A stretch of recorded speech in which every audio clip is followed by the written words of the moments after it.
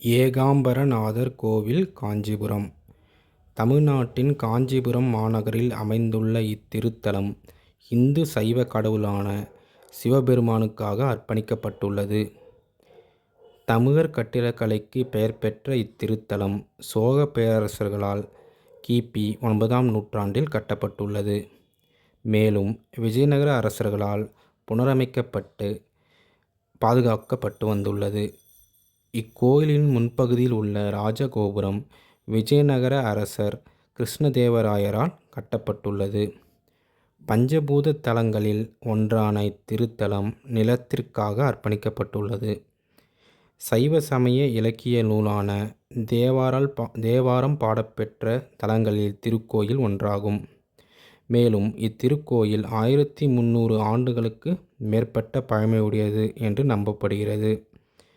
இத்திருத்தலத்தின் தல விருட்சம் மாமரம் ஆகும். இந்த மாமரம் 3500 ஆண்டுகள் பழமையானது. தமிழ்நாட்டின் தலைநகரான சென்னையிலிருந்து காஞ்சிபுரத்திற்கு ஏராளமான பேருந்து வசதிகளும் தொடர்வண்டி வசதிகளும் உள்ளன.